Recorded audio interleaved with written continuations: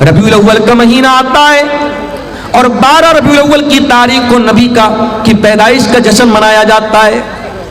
لوگ سڑکوں پر بڑے بڑے ڈی جے لے کر کے نکلتے ہیں، جوان جوان لڑکیاں سج سور کر کے نکلتی ہیں، نوجوان لڑکے بھی ٹوپی لگا لگا کر کے نکلتے ہیں، جھوم جھوم کر کے نبی کی نعتیں پڑھتے ہیں، اور یہ سمجھ کر کے یہ کام کیا جاتا ہے کہ ہم نبی سے بہت پیار کرنے والے اور نبی سے بہت محبت کرنے والے ہیں. یاد رکھو میرے پیارے ساتھیوں، ہم نبی سے جتنا بھی محبت کا دعویٰ کر لے، ہم ابو بکر سے زیادہ تو نبی سے پیار نہیں کرتے، ہم عمر سے زیادہ تو نبی سے پیار نہیں کرتے، عثمان سے زیادہ تو نبی سے محبت نہیں کرتے، ہم علی سے زیادہ تو نبی سے محبت نہیں کر سکتے، ہم صحابہ سے بڑھ کر کے نبی سے پیار نہیں کر سکتے. جب صحابہ نے نہ کوئی جلوس نکالا ہے، نہ کوئی جشن منایا ہے، ہر سال ربیع الاول آتا رہا، 12 تاریخ آتی رہی، جب صحابہ نے کوئی جشن نہیں منایا، اس کا مطلب کہ یہ جو دین سمجھ کر کے آپ 12 ربیع الاول کو منا رہے ہیں، یہ میڈ ان انڈیا ہے. یہ دین میڈ بائی رسول نہیں ہے، میڈ بائی اللہ نہیں ہے، یہ میڈ بائی ہیومن ہے. یہ آپ کے ذریعے بنایا گیا دین ہے، اور جو انسانوں کے ذریعے بنایا گیا دین ہو، وہ دین شریعت کے اندر وہ آتھینٹک نہیں ہے، اور شریعت میں اس عمل کو نیک نہیں مانا گیا ہے. اسی لیے اللہ فرماتا ہے جس کو اللہ سے ملاقات کرنا ہے فَلْيَعْمَلْ عَمَلًا صَالِحًا، تو وہ جو بھی عمل کرے نیک عمل کرے. ایک بات بولوں، اللہ تعالیٰ کے ہاں کوانٹیٹی نہیں دیکھی جائے گی، اللہ کیا کوالٹی دیکھی جائے گی. کتنا عمل کر کے آئے ہو، اللہ کیا یہ نہیں دیکھا جائے، کیا عمل کر کے آئے ہو، اللہ کیا یہ دیکھا جائے. بہت نماز پڑھ کے آئے لیکن سنت کے خلاف پڑھ کے چلے آئے. ابھی آپ بنگلہ دیش کا ایک ویڈیو شاید آپ نے دیکھا ہوگا، ایک مولوی صاحب مائک پر بیٹھے اور اللہ اللہ اللہ کر رہے ہیں، پبلک جھوم رہی ہے. اس کو بھی دین سمجھ کے کیا جا رہا ہے، اس کو بھی شریعت سمجھ کر کے کیا جا رہا ہے. یاد رکھو میرے پیارے ساتھیوں، آپ کے عمل کی کوانٹٹی اللہ تعالیٰ کیا نہیں دیکھی جائے گی، آپ کے عمل کی کوالٹی دیکھی جائے گی. اسی لیے اللہ تعالیٰ قرآن کے 29ویں پارے میں فرماتا ہے الذی خلق الموت والحیات لیبلوکم ایکم احسن عملا. اللہ نے موت کو پیدا کیا، اللہ نے زندگی کو پیدا کیا تاکہ اللہ تمہارا امتحان لے کہ کون بہتر عمل کرتا ہے، کون اچھا عمل کرتا ہے. اللہ نے یہ نہیں کہ کون زیادہ عمل کرتا ہے، اللہ نے کہا ہم آزمانا چاہتے کہ کون اچھا عمل کرتا ہے. تو یہ پہلی کنڈیشن ہے. اللہ کیا کامیاب ہونا ہے تو پہلی کنڈیشن کیا ہے؟ آپ عمل کرو. کون سا عمل؟ نیک عمل کرو، عمل صالح کرو، جس کو شریعت نے عمل صالح کہا ہے. اور دوسرا کام کیا کرنا ہے؟ وَلَا يُشْرِكْ بِعِبَادَةِ رَبِّهِ أَحَدًا، اور اپنے رب کی عبادت میں کسی کو شریک نہ کرنا، کبھی شرک مت کرنا. علامہ ابن تیمیہ کہتے ہیں اس آیت میں اللہ نے 2 سوالوں کا جواب دیا ہے. عبادت کس کی؟ عبادت صرف اللہ کی. اور عبادت کیسی؟ عبادت رسول کے جیسی. اور غور کرو تو پورے اسلام کا خلاصہ، پورے دین کا خلاصہ اور پوری شریعت کا خلاصہ یہی 2 سوالوں کے جواب میں ہے. عبادت کس کی؟ عبادت صرف اللہ کی. اور عبادت کیسی؟ عبادت رسول کے جیسی. اور ہم جو کلمہ پڑھتے ہیں، اسلام میں داخل ہونے کا جو پاسپورٹ اور ویزا ہے، آپ انڈیا سے عمرہ کرنے جانا چاہتے، پاسپورٹ کا ریڈی ہونا ضروری ہے. آپ اگر سعودی عرب میں گھسنا چاہتے ہیں تو سعودی عرب کا عمرہ کا ویزا آپ کے پاس ہونا ضروری ہے یا وزٹ ویزا ہونا ضروری ہے. شریعت میں، اسلام میں آپ آنا چاہتے ہیں، آپ مسلمان ہونا چاہتے ہیں، اسلام کا پاسپورٹ کیا ہے؟ اسلام کا ویزا کیا ہے؟ اشہد ان لا الہ الا اللہ واشہد ان محمدن عبدہ ورسولہ. میں گواہی دیتا ہوں اللہ کے سوا کوئی عبادت کے لائق نہیں، اور میں گواہی دیتا ہوں کہ محمد صلی اللہ علیہ وسلم اللہ کے بندے اور رسول ہیں. یہی تو ہے ہمارا پاسپورٹ، یہی تو ہے جنت کا پاسپورٹ، یہی تو ہے اسلام کا پاسپورٹ. اور اس میں 2 چیزیں ہیں، میں اللہ کے سوا کوئی معبود نہیں، اس کی گواہی دیتا ہوں. یہ پہلے سوال کا جواب. عبادت کس کی؟ عبادت صرف اللہ کی. اور دوسری گواہی کیا دیتے ہیں؟ وَأَشْهَدُ أَنَّ مُحَمَّدًا عَبْدُهُ وَرَسُولُهُ، اور میں گواہی دیتا ہوں کہ محمد صلی اللہ علیہ وسلم اللہ کے بندے اور اللہ کے رسول ہیں. وہ براری والو، او سیما پور والو، بڑے افسوس کے ساتھ کہنا پڑتا ہے آپ نے نبی کا کلمہ تو پڑھا ہے، अशहदु अन्ना मुहम्मद रसूलुल्लाह का कलमा तो हम और आप पढ़ते हैं, मगर अफसोस की बात है जिंदगी के बहुत सारे मामलात ऐसे होते हैं जहां हम नबी के तरीके को अपनाने को तैयार नहीं है। अभी एक भाई मुझको मिले, कलिया चक्के रहने वाले, आपके इस इलाके में अक्सर आना जाना उनका होता है। उन्होंने बताया मौलाना जरा इस पर भी आप बोलिएगा, आज सेमापुर के इस इलाके में, इस बस्ती में आज भी लंबा चौड़ा जहेज लिया जाता है, तिलक लिया जाता है। ओ मुसलमान, तू गरीब बेटी के बाप से भी जहेज की डिमांड कर रहा है, वो बेचारा बैंक से लोन लेकर के तुझको जहेज दे रहा है, तेरी डिमांड पूरी कर रहा है, और तू बड़ा सीना चौड़ा करके कहता है मैं तो अहले हदीस हूं, मैं तो कुरान और हदीस पर चलने वाला हूं, मैं तो अहले हदीस उलमा की तकरीरें सुनता हूं। अरे तू कैसा मुसलमान है, तू कैसा अहले हदीस है, तू कैसा कुरान और हदीस पर चलने वाला है? क्या तूने कुरान की आयत नहीं पढ़ी, लक़द कान लकुम फी रसूलिल्लाहि उस्वतुन हसना? ऐ मुसलमानों, तुम्हारे रसूल तुम्हारे लिए नमूना है, और जब नबी नमूना है तो जिस तरीके से नमाज के लिए नबी नमूना है, रोजा में नबी नमूना है, हज में नबी नमूना है, ज़कात में नबी नमूना है, उसी तरीके से मेरे प्यारे भाइयों शादी ब्याह में भी नबी नमूना है। नबी ने तो नौ बीवियों को इकट्ठे रखा ना, नबी ने तो 4 बेटियों की शादी की ना। मुझे कोई एक दलील ला के दे दो कि नबी से किसी बेटी की शादी के टाइम नबी से डिमांड की गई हो, या नबी ने अपनी किसी शादी के टाइम डिमांड की हो।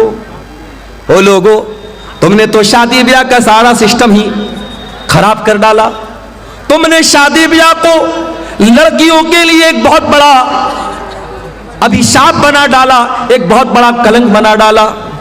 जिसके घर में 4-4 बेटी हो जाए, वो बेचारा तो आधा तो ऐसे ही बीमार हो जाता है कि 4-4 बेटियों की शादी करना है।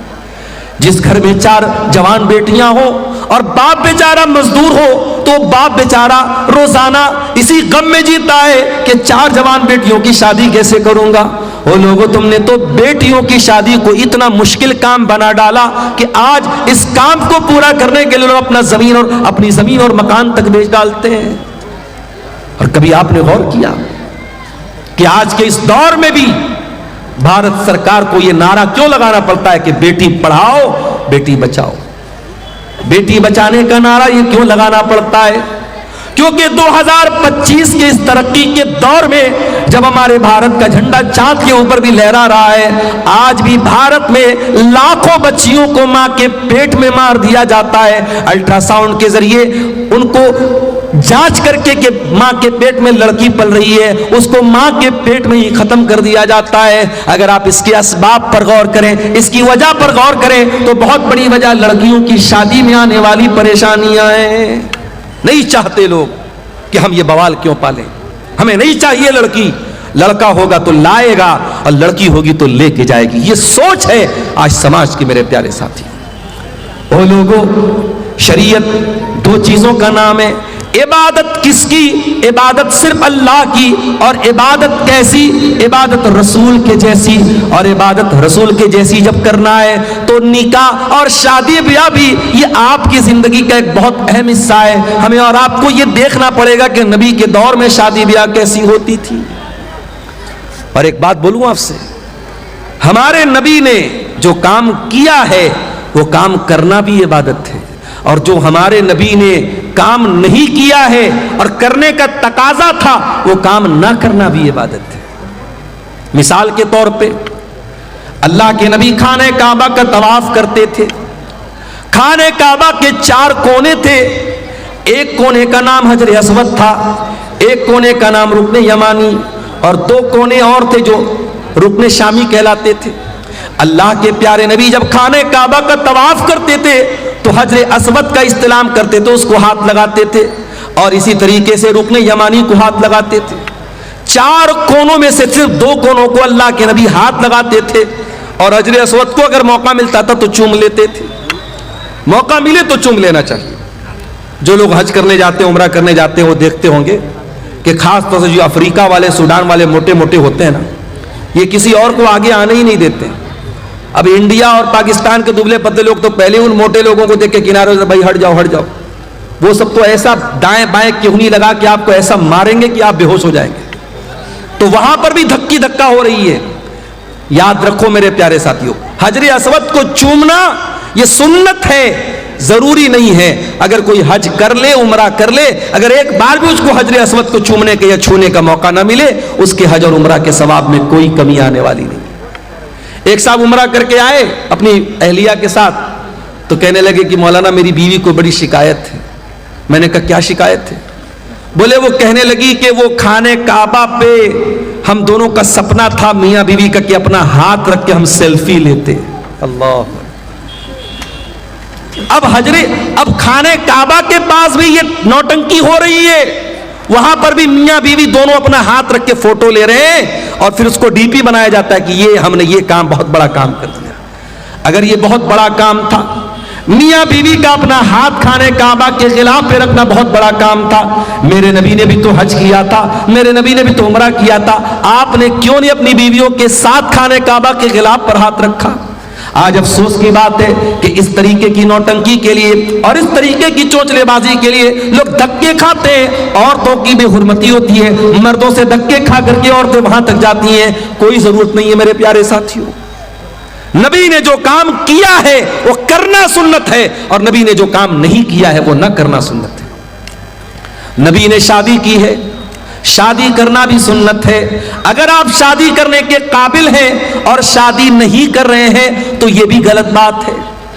होगा किसी और मजहब में यह सिस्टम, शादी मत करो, दुनिया छोड़ दो, जिंदगी भर नंगे रहो। इस्लाम में ऐसा कोई कॉन्सेप्ट नहीं है। अल्लाह के नबी के एक सहाबी थे, उनका नाम था उस्मान बिन मज़ून रज़ी अल्लाह ताला अन्हु। उन्होंने तय कर लिया कि मैं शादी नहीं करूंगा। उन्होंने यहां तक तय कर लिया कि वो अपने आप को शादी के काबिल ही नहीं रखेंगे, वो अपने आप को खस्सी करा लेंगे, अपने खुशियों को निकलवा डालेंगे, अपने आप को शादी के काबिल ही नहीं छोड़ेंगे। उन्होंने ऐसा भी इरादा कर लिया।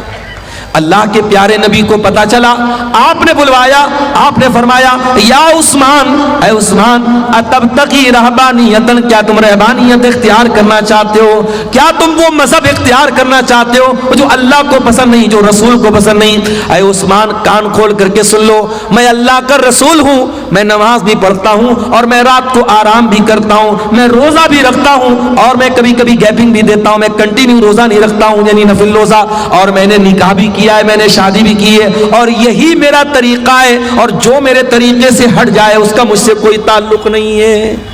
शादी करना ये मेरे नबी की सुन्नत है।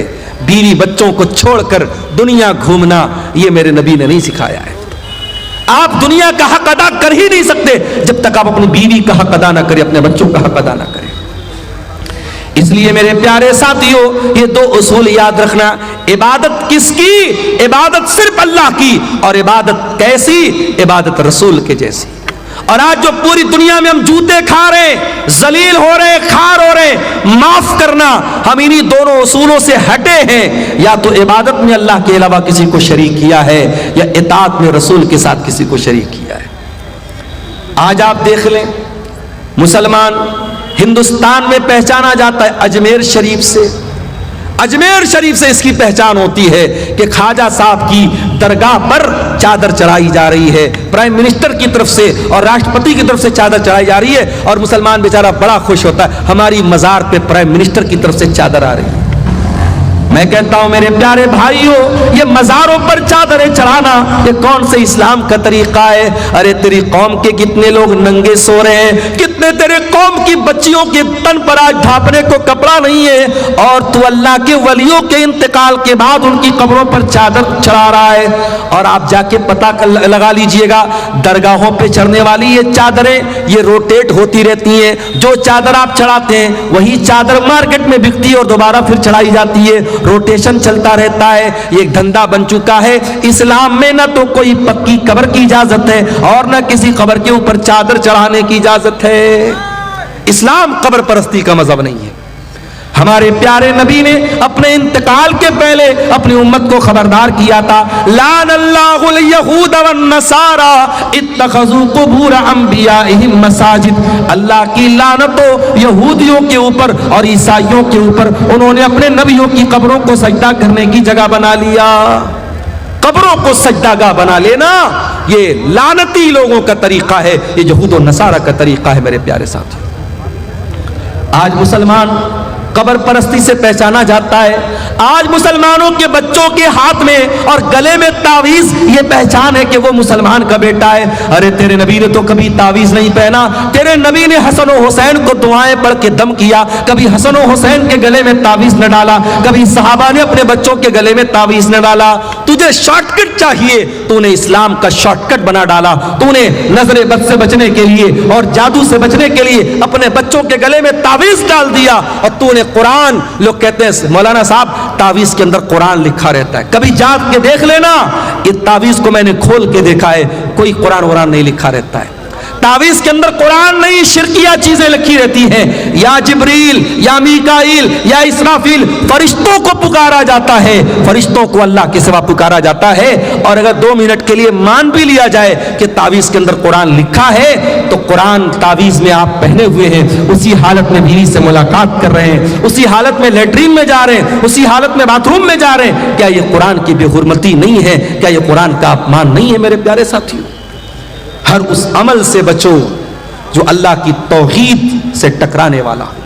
याद रखो मेरे भाइयों, अगर तौहीद गड़बड़ है, अल्लाह के हम कभी कामयाब नहीं हो सकते। इसलिए कि अल्लाह कुरान में कहता है, इन्नहु मन युशरिक बिल्लाहि फक़द हर्रमल्लाहु अलैहिल जन्ना, जो अल्लाह के साथ शिर्क करेगा उसके ऊपर अल्लाह ने जन्नत को हराम कर दिया है। व मअवाहुन नार, और ऐसे इंसान का ठिकाना जहन्नम है। व मा लिज़्ज़ालिमीन मिन अंसार, और शिर्क करने वालों का कोई मददगार नहीं होगा, मुशरिक का कोई मददगार नहीं होगा। लोग कहते हैं ना सरकार का दामन पकड़ लेंगे, सरकार का दामन पकड़ लेंगे। अरे नबी का दामन और नबी की शफाअत किसी मुशरिक को नसीब नहीं होगी। अल्लाह के प्यारे नबी फरमाते हैं, कयामत के दिन मैं उसी के हक में शफाअत करूंगा जो मेरी तौहीद पर कायम, जो अल्लाह की तौहीद पर कायम होगा, जो ला इलाहा इल्लल्लाह के ऊपर कायम रहेगा। इसीलिए तौहीद की हिफाजत करो मेरे प्यारे साथियों, मरते दम तक कभी शिर्क न करना। ला तुशरिक बिल्लाह, अल्लाह के नबी ने मुआज इब्ने जबल को वसीयत की थी, ऐ मुआज इब्ने जबल, अल्लाह के साथ किसी को शरीक मत करना। व इन कुतिलता औ हुर्रिकता, तुम्हें कत्ल कर दिया जाए, तुम्हें जला दिया जाए, जल जाना, कत्ल हो जाना, मगर अल्लाह की जात के साथ किसी को शरीक न करना, शिर्क मत करना। मेरे प्यारे साथियों, अपनी पेशानी को अल्लाह के सिवा किसी और के दर पे मत झुकाना। और याद रखो, अगर ये शिर्क हो गया और बगैर तौबा किए इंसान दुनिया से चला गया तो अल्लाह क्या उसकी माफी नहीं है। इन्नल्लाह ला यगफिरु अन युशरक बिही व यगफिरु मा दून ज़ालिका लिमन यशा, जो दुनिया से शिर्क करके चला गया और शिर्क की हालत में मर गया, अल्लाह फरमाता है उस मुशरिक की हम मग़फ़िरत नहीं करेंगे, मुशरिक की अल्लाह ताला के माफी नहीं। अच्छा, मैं एक मिसाल से बात करता हूं। मकान आपका है, घर आपका है, कोई दूसरा आकर के आपके मकान पे कब्जा कर ले और आपके मकान को अपना मकान कहे, क्या आप गवारा करेंगे? आपकी बीवी निकाह आप करके लाए और आपके बजाय किसी और को शौहर माने, क्या आप गवारा करेंगे? नहीं नहीं, मेरी बीवी है, मेरे अलावा किसी और को नजर भर के देखे, हम तो ये भी गवारा नहीं करेंगे।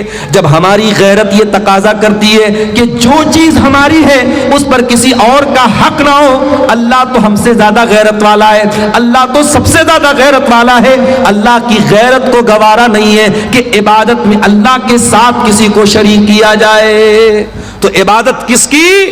इबादत सिर्फ अल्लाह की। अब आओ जरा दूसरे सवाल पर हम गौर करें, इबादत कैसी?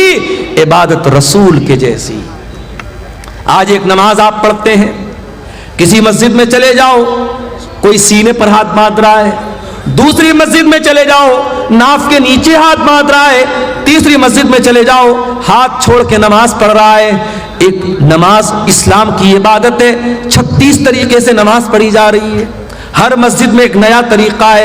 एक मस्जिद में गए, अस्सलामु अलैकुम व रहमतुल्लाह, अस्सलामु अलैकुम व रहमतुल्लाह कहने के बाद इमाम साहब और मुक्तदी लोग जोर से कहते अल्लाहु अकबर, अस्तगफिरुल्लाह अस्तगफिरुल्लाह अस्तगफिरुल्लाह। दूसरी मस्जिद में गए, इमाम ने सलाम फेरा, जल्दी से हाथ उठाया, इमाम दुआ करने लगा, पीछे मुक्तदियों ने भी हाथ उठाया और इमाम की दुआ पर आमीन कहा। नमाज के तरीके में इतना मतभेद क्यों है? नमाज के तरीके में इतना फर्क क्यों है? क्यों अपने अपने मसलक کی طریقے کی نمازیں بنا کے آپ نے رکھی ہیں. آؤ میرے پیارے ساتھیوں، آج اس اسٹیج سے، مدرسہ اصلاحیہ کے اس اسٹیج سے آپ کو اتحاد کی دعوت دیتا ہوں، آپ کو ایکتا کی دعوت دیتا ہوں. آؤ نماز کا وہ طریقہ چلے گا جو جناب محمد رسول اللہ صلی اللہ علیہ وسلم نے بیان کیا. اور آپ نے فرمایا صلو کما رأیتمونی اصلی، اے میری امت کے لوگوں اس طریقے پر نماز پڑھتے رہو جس طریقے پر تم نے نماز مجھ کو پڑھتے ہوئے دیکھا ہے.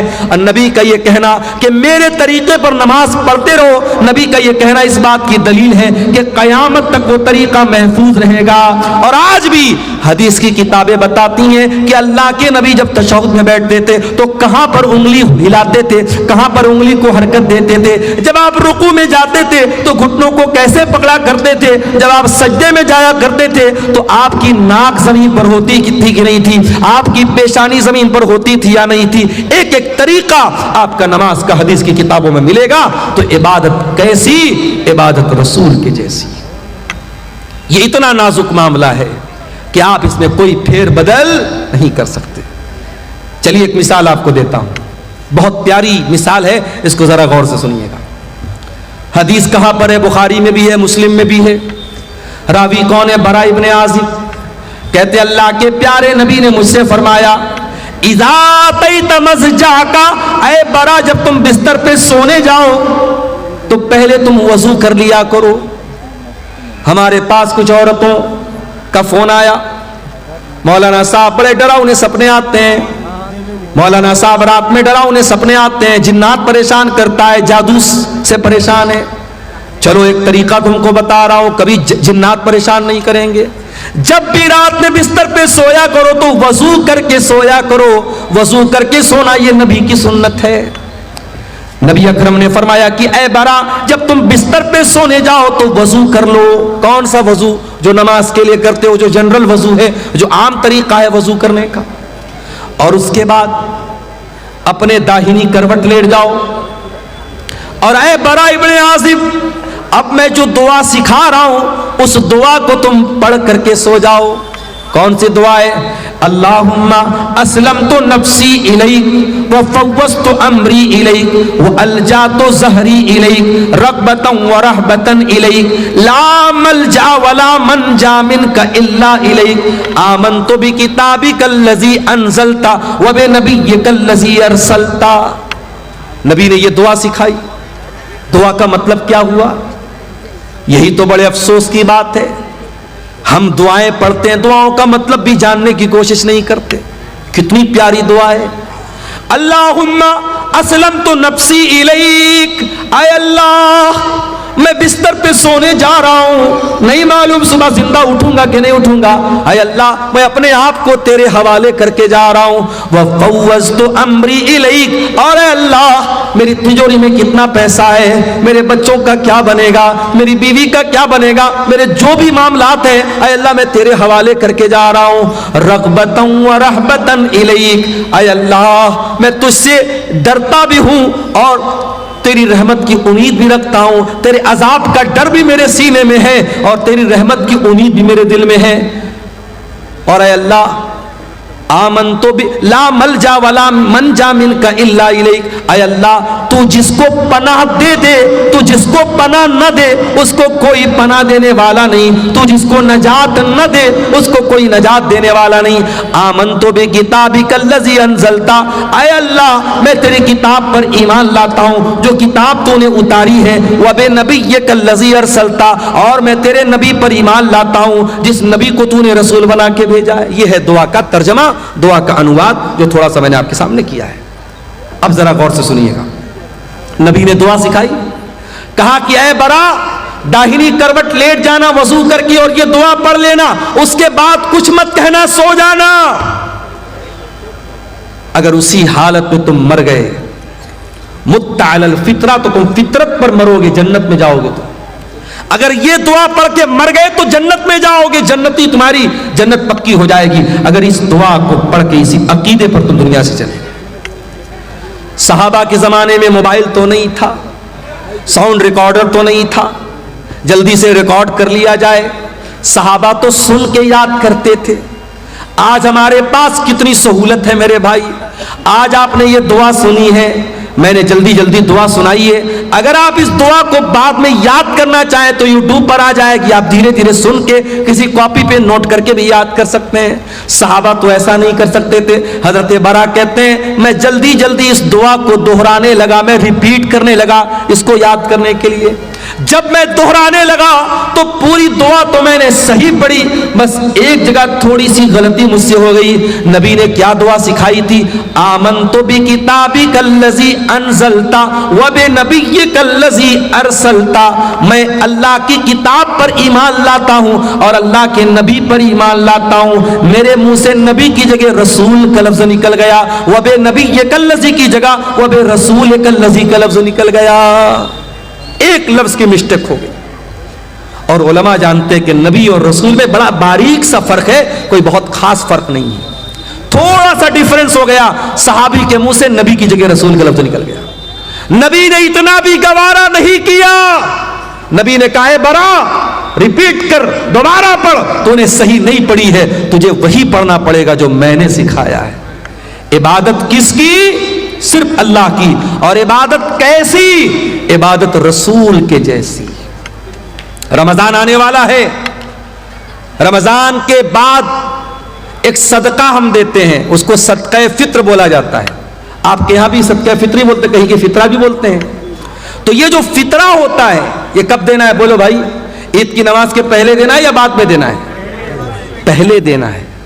اب ذرا غور سے سننا، اللہ کے نبی فرماتے ہیں من اداہا قبل الصلاۃ فہی زکات مقبولۃ، جس نے صدقہ فطر عید کی نماز کے پہلے دیا اس کا صدقہ فطر قبول ہوگا، اور جس نے عید کی نماز کے بعد دیا اس کا صدقہ فطر قبول نہیں ہوگا۔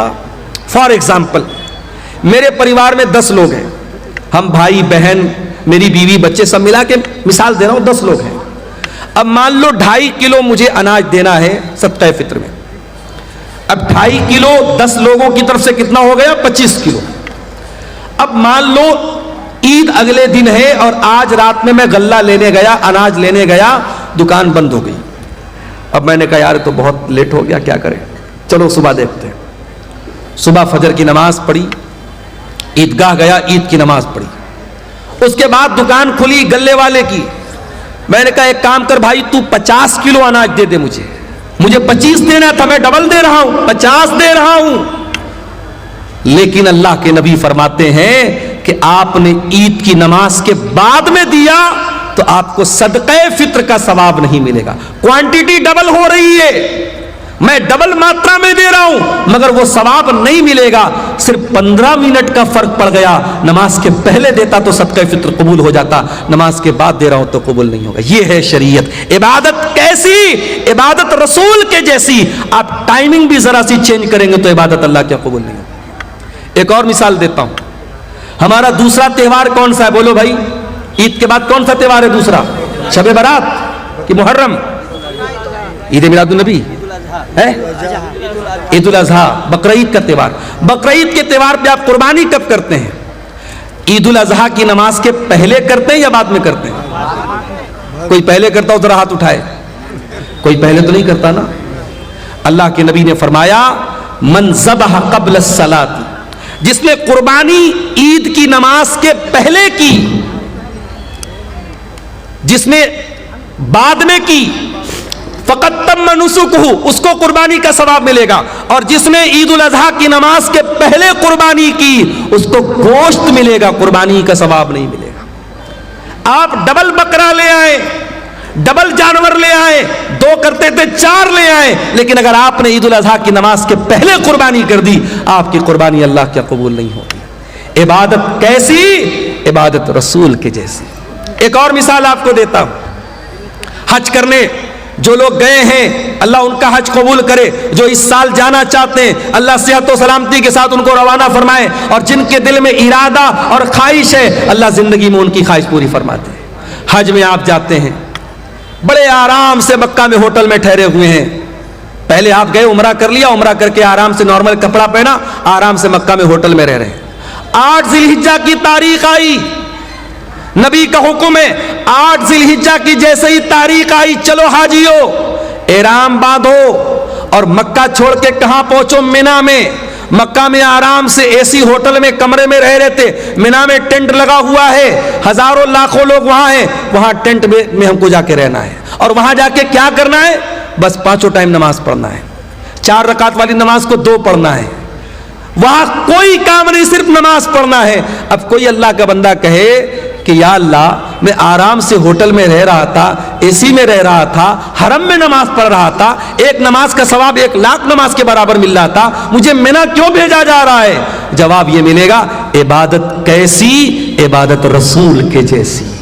دین تیری مرضی کا نام نہیں ہے، دین تیری منمانی کا نام نہیں ہے۔ جہاں میرے نبی کا حکم ہے کہ تجھے مینا جانا ہے، تجھے جانا پڑے گا۔ 9 ذی الحجہ کی تاریخ آئی، حاجی کو حکم ملا، چل حاجی چل تم مینا سے عرفات جا۔ عرفات میں حاجی پہنچا، وہاں جا کے ظہر پڑھ لیا، عصر پڑھ لیا، ظہر اور عصر ایک ساتھ پڑھ لیا۔ اب ظہر سے لے کر کے سورج ڈوبنے تک 5 گھنٹہ 6 گھنٹہ کڑی دھوپ نکلی ہے، مئی کا مہینہ ہے، حاجی آرام سے اپنے مینا میں ٹینٹ میں رہ رہا تھا، اس کو عرفات میں بھیجا گیا ہے، کھلے میدان کے نیچے 5-6 گھنٹہ کیا کرنا ہے؟ کچھ نہیں کرنا ہے، کوئی نماز پڑھنا ہے نہیں پڑھنا ہے، ظہر عصر کے بعد وہاں بیٹھ کے اللہ کا ذکر کرنا ہے، دعائیں کرنا ہے۔ یہ حج کا پورا طریقہ کبھی آپ غور کیجئے گا، حج کا پورا طریقہ ہمیں بتاتا ہے اسلام ہماری مرضی کا نام نہیں ہے، اسلام ہماری خواہشات کا نام نہیں ہے، اسلام اپنی اچھاؤں پر چلنے کا نام نہیں ہے، اسلام اللہ اور اس کے رسول کے طریقے پر چلنے کا نام ہے۔ عبادت کس کی؟ عبادت صرف اللہ کی، اور عبادت کیسی؟ عبادت رسول کے جیسی۔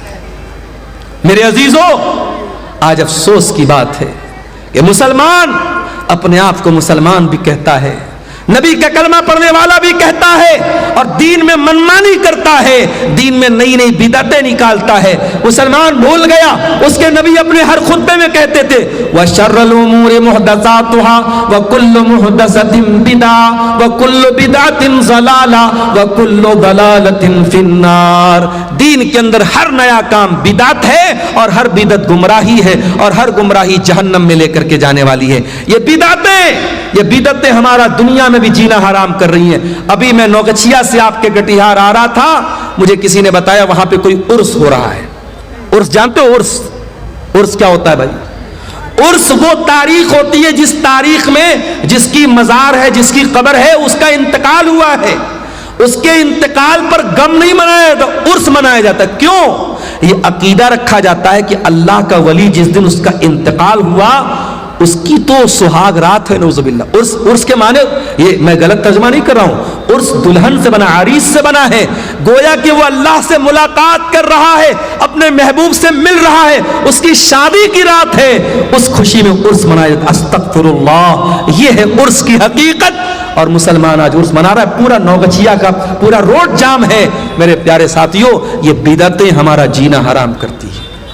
آج آپ دیکھ لو، اسلام کے اوپر عمل کرنے میں کوئی ٹریفک جام نہیں ہوتا، اسلام پر عمل کرنے میں کسی کے لیے کوئی مسئلہ کھڑا نہیں ہوتا۔ مسئلہ تب کھڑا ہوتا ہے جب ہم بدعت و خرافات میں مبتلا ہوتے ہیں۔ اور علامہ اقبال نے صحیح کہا تھا، یہ امت روایات میں کھو گئی، حقیقت خرافات میں کھو گئی۔ میرے بھائیوں، بدعت سے بچو۔ اور آخری بات بیان کر کے بات ختم کر رہا ہوں، یہ بدعت جو ہوتی ہے یہ آخرت میں بھی بہت گھاٹے کا سودا بنے گی، آخرت میں بھی بہت نقصان پہنچائے گی۔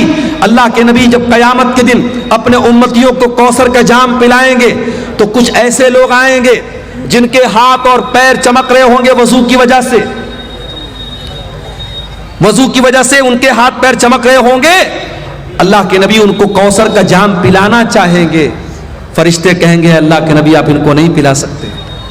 اللہ کے نبی کہیں گے یہ تو میری امت کے لوگ ہیں، یہ تو میرے ماننے والے لوگ ہیں، میرا کلمہ پڑھنے والے لوگ ہیں۔ آپ فرمائیں گے کیوں ان کو مجھے تم کوثر کا پانی نہیں پلانے دے رہے ہو فرشتوں؟ کیا بات ہے؟ فرشتے کیا جواب دیں گے؟ انک لا تدری ما احدثوا بعدک، اے اللہ کے رسول آپ نہیں جانتے یہ بدعتی لوگ ہیں، انہوں نے آپ کے بعد آپ کے دین میں بہت سارے نئے نئے کام نکالے ہیں۔ جب نبی کو پتا چلے گا یہ بدعتی لوگ ہیں، بخاری اور مسلم کے الفاظ ہیں، اللہ کے رسول فرمائیں گے سحقن سحقن لمن غیر بعدی، جن لوگوں نے میرے دین کو بدل ڈالا ان کے لیے بربادی ہو. تو بدعتی کو قیامت کے دن اللہ کے نبی بھی دھکا دے کے بھگا دیں گے, اس کو نہ کوثر کا جام ملے گا نہ اللہ کی نجات ملے گی. اللہ ہم سب کو بدعت و خرافات سے بچائے. یہ 2 سوالات آئے ہیں, ان کا جواب دے کے میں اجازت چاہوں گا. سونے کی صحیح طریقہ کیا ہے, یعنی کس طرف سر کر کے سونا چاہیے؟ اگر پچھم کی طرف پیر کر کے سوئیں تو کیا ہو؟ کوئی حرج کی بات نہیں ہے. پچھم کی طرف پیر کر کے سونے میں کوئی حرج کی بات نہیں. کوئی ایسی دلیل نہیں ہے کہ پچھم کی طرف پیر کرنے سے یہ قبلہ کی توہین ہوتی ہے. پچھم کی طرف صرف آپ کو پیشاب کرنے سے منع کیا گیا ہے. پچھم کی طرف آپ کو پاخانہ کرنے سے منع کیا گیا ہے. پچھم کی طرف آپ جب پیشاب پاخانہ کریں تو نہ تو اپنا چہرہ کریں نہ پیٹ کریں. اسی طریقے سے پچھم کی طرف تھوکنے سے منع کیا گیا ہے. لیکن پچھم کی طرف پیر کر کے سونے میں کوئی حرج کی بات نہیں ہے. بلکہ اگر کوئی مجبور آدمی ہے جو بیٹھ کر کے نماز نہیں پڑھ سکتا ہے, جب وہ لیٹ کر کے نماز پڑھے گا تو اس کا پیر کدھر ہوگا؟ پچھم کی طرف ہی ہوگا. لہٰذا اچھا, سونے کا صحیح طریقہ کیا ہے؟ بہت آسان ہے.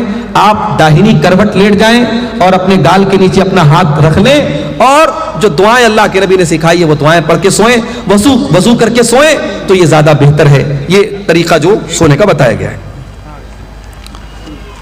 بھاگلپور ضلع میں ایک جگہ ہے جس کا نام بی پور ہے, وہاں پہ ایک پیر کے نام سے مشہور ہے. وہاں پہ کٹیہار کے مسلمان اور بھاگلپور کے مسلمان زیادہ تر منت کے ارادے سے بکرا اور مرغا چڑھانے جاتے ہیں. بالکل غلط ہے. یہ شب برات میں خوب روزہ رکھتے ہیں. اسی ضمن میں شب برات کا 14-15 روزہ رکھنا ضروری ہے. دیکھیے, شب برات کا روزہ ثابت نہیں ہے, لیکن ہر مہینے کی چاند کی 13, 14, 15 تاریخ کا ایام 20 کا روزہ, جو چاندنی راتوں کا روزہ ہوتا ہے, وہ اللہ کے نبی رکھتے تھے. تو اگر آپ ہر مہینے رکھتے تھے تو شعبان میں بھی رکھیے. اگر شعبان میں آپ رکھنا چاہتے ہیں 13, 14, 15 کا آپ روزہ رکھ سکتے ہیں, لیکن خاص 15 شعبان کا شب برات کا روزہ بالکل غلط ہے, اس کا کوئی ثبوت نہیں ہے. اسی طریقے سے یہ جو بھائی نے بتایا بیج پور میں جا کے مرغا اور بکرا چڑھا رہا ہے, بالکل غلط ہے, حرام ہے. وما اہل بہ لغیر اللہ, اللہ کے سوا کسی اور کے نام سے اگر جانور ذبح ہو رہا ہے شرک ہے. نہ تو اس جانور کا گوشت کھانا جائز ہے, اور ایسا کرنا اللہ کے ساتھ شرک کرنا ہے. جس طریقے سے نماز عبادت ہے, روزہ عبادت ہے, اسی طریقے سے جانور ذبح کرنا بھی عبادت ہے. جانور آپ صرف اللہ کے نام سے ہی ذبح کر سکتے ہیں. اسی لیے جو میک ڈونلڈ میں جا کے چکن کھاتے ہو, پتہ لگا لو کہ وہ ذبح والا جانور ہے کہ نہیں. اگر میک ڈونلڈ میں جھٹکا والا ہے یا مشین کے ذریعے کاٹا گیا جانور ہے, اللہ کا نام نہیں لیا گیا ہے, تو وہ چکن اور مٹن آپ کے لیے کھانا جائز نہیں. جہاں بھی ہوٹل میں کھانا کھاؤ تحقیق کر لو. اگر اطمینان نہیں ہے تو ویج کھا لو, نان ویج مت کھاؤ. کوئی ایسا گوشت مت کھاؤ جس کے بارے میں ڈاؤٹ ہے کہ اس پر اللہ کا نام لیا گیا یا نہیں لیا گیا ہے. یہی باتیں ہیں جن پر میں آپ سے اجازت چاہتا ہوں. اللہ سے دعا ہے رب العالمین ہم سب کو کہنے سننے سے زیادہ عمل کی توفیق عطا فرمائے. آمین. وآخر دعوانا الحمدللہ. حضرت علی کے پوتے حضرت حسین کے بیٹے, نام نوٹ کر لو, علی بن حسین زین العابدین. ان کا انتقال ہوتا ہے اور جب ان کو غسل دیا جانے لگتا ہے, نہلایا جانے لگتا ہے, تو ان کی پیٹھ پر موٹے موٹے بورے کے نشان پائے جاتے ہیں. نہلانے والے پریشان. یہ تو اللہ کے نبی کے خاندان سے ان کا تعلق تھا, یہ تو نبی کے نواسے تھے, یہ تو نبی کے نواسے کے بیٹے تھے, ان کی پیٹھ پر یہ بورے کے نشان کیوں پائے گئے ہیں؟ ایسا ہی کون سا کام کرتے تھے کہ ان کی پیٹھ کے اوپر موٹے موٹے نشان پائے گئے؟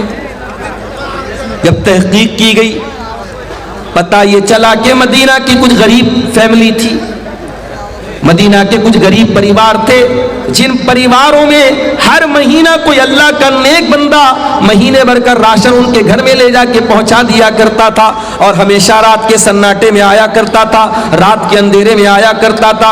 ان غریبوں کو کبھی پتہ بھی نہ چلا ہمارے گھر میں کون راشن لا کے دے دیا کرتا تھا. جب آج علی بن حسین کا انتقال ہوا اور ان کی پیٹھ کے اوپر وہ بورے کے موٹے موٹے نشان پائے گئے, تب دنیا والوں کو پتہ چلا ان غریب پریواروں کے گھر میں راشن پہنچانے والا کوئی اور نہیں تھا, وہ نبی کے اہل بیت کا اور نبی کے گھرانے کا ایک انسان تھا. وہ علی بن حسین تھے, وہ امام زین العابدین تھے, وہ حضرت حسین کے بیٹے تھے. تو نیکی اللہ کیا وہی قبول ہوگی جو صرف اللہ کے لیے کی جائے. یہاں تک کہ اللہ کی راہ میں شہید ہو جانے والا, یہاں تک کہ رات دن قرآن پڑھنے پڑھانے والا اور یہاں تک کہ اپنا مال اللہ کی راہ میں خرچ کرنے والا۔ ابو ہریرہ رضی اللہ عنہ کی روایت ترمذی کے اندر اللہ کے نبی فرماتے قیامت کے دن سب سے پہلے جہنم کی آگ میں 3 لوگوں کو ڈالا جائے گا۔ اس میں ایک انسان وہ ہوگا جو دنیا میں اللہ کی راہ میں لڑتے لڑتے شہید ہوا تھا، دوسرا وہ ہوگا جو قرآن کا قاری تھا، جو قرآن کا عالم تھا، اور تیسرا وہ ہوگا جو بہت پیسے والا تھا اور اللہ کی راہ میں پیسہ خرچ کیا کرتا تھا۔ 3 بڑی بڑی نیکی کرنے والے سب سے پہلے جہنم کی آگ میں ڈالے جائیں گے۔ کیوں ڈالے جائیں گے؟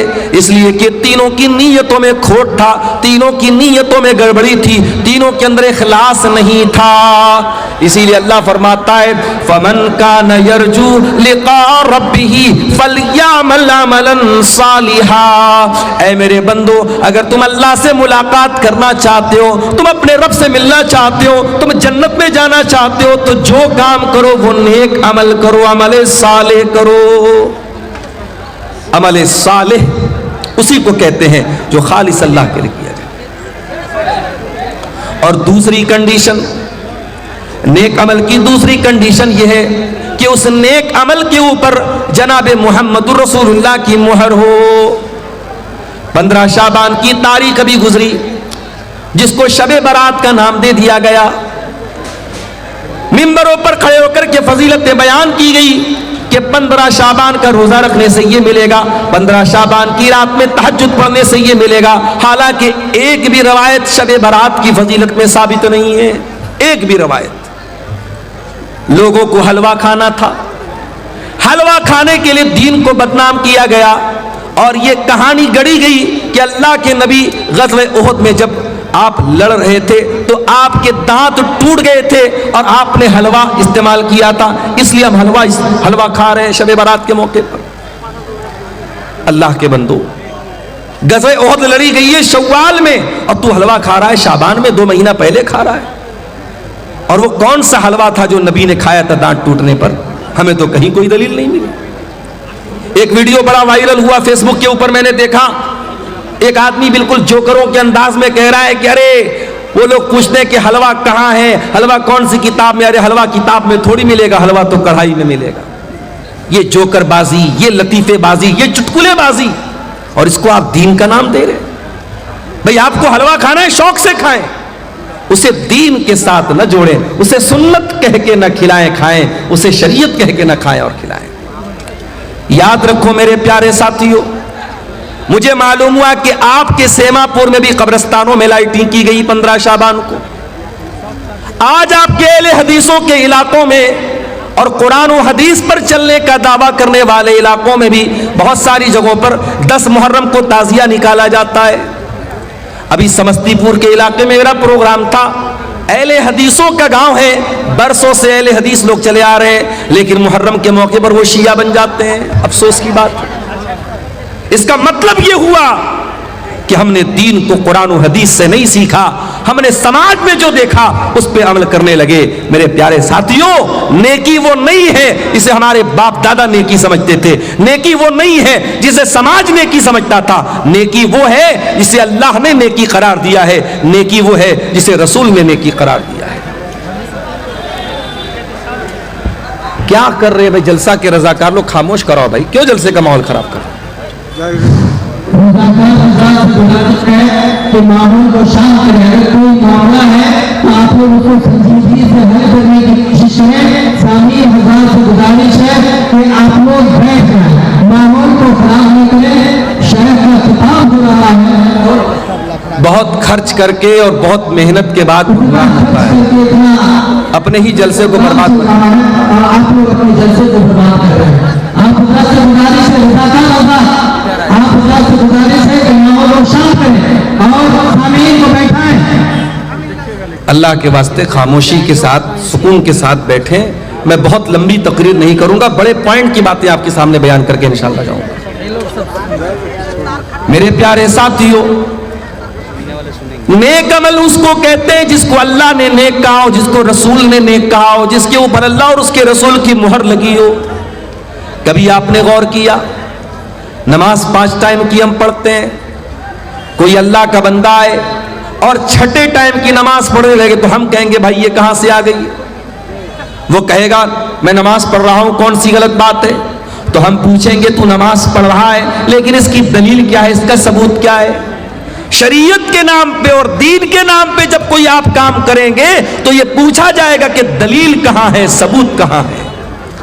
ہاں جب دنیا کا کوئی کام کریں گے، جب آپ دنیا کی کوئی چیز، کوئی نئی ڈش بنا کے کھائیں گے، کوئی نیا کپڑا پہنیں گے، کوئی نیا کاروبار کریں گے، تب یہ سوال پوچھا جائے گا کہ منع کہاں ہے۔ لیکن جب آپ عبادت سمجھ کر کے اور دین سمجھ کر کے اور ثواب سمجھ کر کے کوئی کام کریں گے تب پوچھا جائے گا کہ یہ ثابت کہاں ہے۔ رجب کی 27 تاریخ آتی ہے، بہت سارے علاقوں میں اس تاریخ کو شب معراج منائی جاتی ہے۔ میرے پاس بھی واٹس ایپ پر میسج آیا، مولانا صاحب آج کی رات کیا کوئی خاص عبادت ہے؟ کیا 27 رجب کو کوئی خاص روزہ رکھنا ہے؟ میں نے کہا اللہ کے بندو، 27 رجب کی تاریخ نبی کے معراج کی تاریخ ہے ایسا سمجھنا بھی بے وقوفی ہے، کیونکہ سیرت نگاروں نے لکھا ہے، علماء نے لکھا ہے، تاریخ لکھنے والوں نے لکھا ہے۔ آپ سیرت کی کوئی بھی معتبر کتاب اٹھائیں، تمام علماء نے لکھا ہے کہ اللہ کے پیارے رسول کو کون سے سال میں معراج ہوئی یہ بھی کنفرم نہیں ہے، کون سے مہینے میں معراج ہوئی یہ بھی کنفرم نہیں ہے۔ نہ سال کنفرم ہے نہ مہینہ کنفرم ہے، اور آپ نے تاریخ متعین کر لی اور اس کی فضیلت بھی بنا ڈالی۔